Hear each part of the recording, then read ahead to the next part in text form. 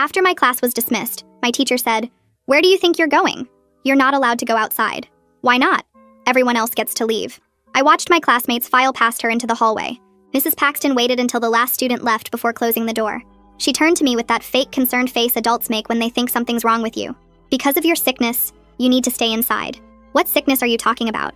I don't have any sicknesses." I felt fine and hadn't missed a single day of school all year. She walked over and put her hand on my shoulder. "Sweetie, your mom told us everything. I'm not allowed to discuss it with you. If you leave this classroom, there will be consequences."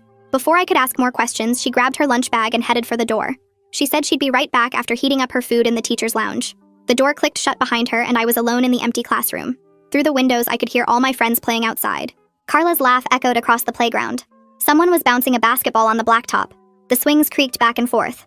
Normal recess sounds that I should have been part of. I tried to focus on homework but couldn't concentrate. What sickness was Mrs. Paxton talking about? Mom hadn't mentioned anything at breakfast.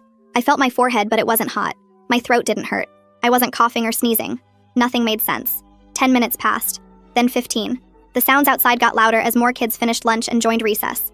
I could see them through the window running around and having fun while I sat trapped at my desk like I was in detention. But I hadn't done anything wrong. Finally, I couldn't take it anymore. I needed to get out of this room and find out what was going on. I walked to the door and turned the handle. It didn't budge. I tried again harder. The door was locked from the outside. Mrs. Paxton had actually locked me in. Panic started creeping up my chest. This wasn't normal.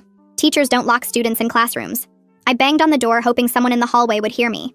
The sound echoed in the empty room, but no one came. Through the little window in the door, I saw Mr. Almonte walking by with his coffee mug. I knocked frantically on the glass until he noticed me. He looked confused and came over to investigate. I could see him trying the door handle from the outside. "Please let me out." I pressed my face against the glass.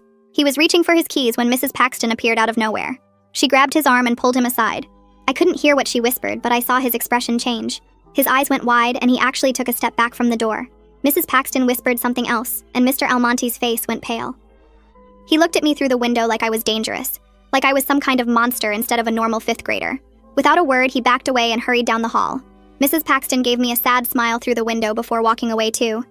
She didn't even try to explain, just left me locked in like a prisoner. I slumped against the door, feeling more alone than ever. The classroom phone on Mrs. Paxton's desk caught my eye. If no one would tell me what was happening, maybe Mom would. I knew I wasn't supposed to use it, but this was an emergency. Being locked in a classroom had to count as an emergency. I dialed Mom's cell number from memory. She picked up on the 3rd ring, sounding distracted, probably working from home like usual. She asked why the school was calling, and I explained everything. The locked door, the mysterious sickness, the way Mr. Almonte looked terrified of me. Mom went quiet for so long I thought the call dropped.